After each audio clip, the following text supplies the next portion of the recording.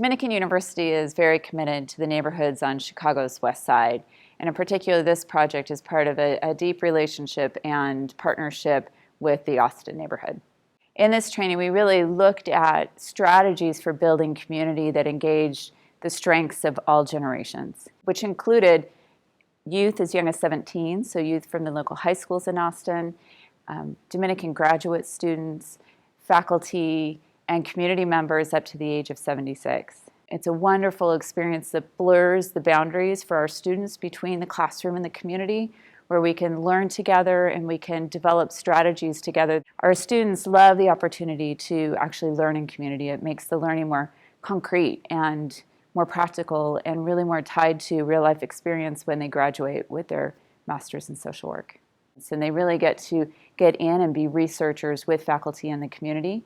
And then we have field placements, so students are spending 20 hours a week in these placements and applying that to their coursework.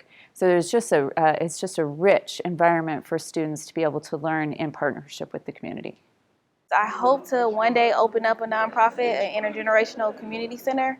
So I was really interested in learning how to get it started and what it looks like and things like that. If it wasn't for Dominican, I wouldn't have been able to come to this training and see that my dream of starting a nonprofit is possible.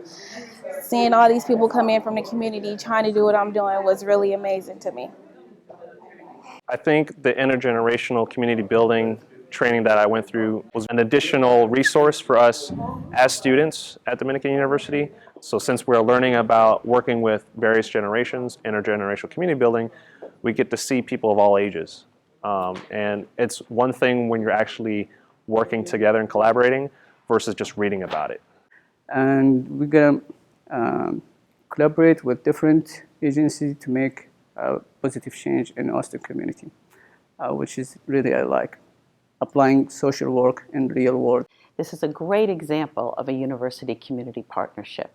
By looking at the whole community, the resources and the assets of the community in which Dominican lives, and then looking at the assets of the students and faculty at Dominican, and then bringing them all together to think about how do we really build a strong, vital, safe, healthy community for people of all ages. And that includes students and faculty here, and includes everybody in the community.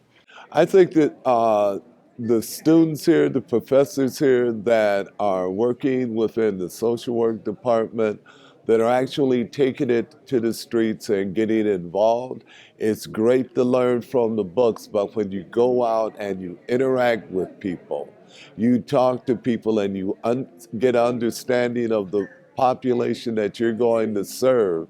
Well, the books are great, but that real life understanding is key to having the knowledge one needs as you go forth and look to be of service.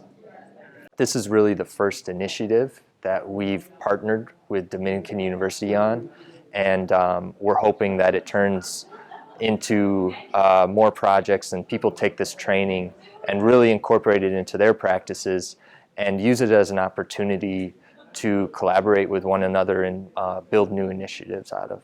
Oftentimes we work in silos, that even organizations will develop programming for youth, and then another organization will create programming for seniors, but they may not work together. And specifically in the Austin community, we have found that some of our seniors are actually fearful of working with the young ones. Not really the babies where they can help them with homework, but the teenagers. They have an image of the teenagers that's causing them pause as it relates to working with them in a productive way. And so we have to be intentional about building that trust, because some of our seniors are very fearful, and then some of our youth feel like they have no value and the seniors are not valuing what they're saying, and they have no voice. All the people, they have stories. There's a reason they have gray hairs, because they've been through it, and they know. You gotta be patient with the old people, because like it's gonna take them a minute to really get out what they're saying. And if you really wait and listen, it's gonna be worth it.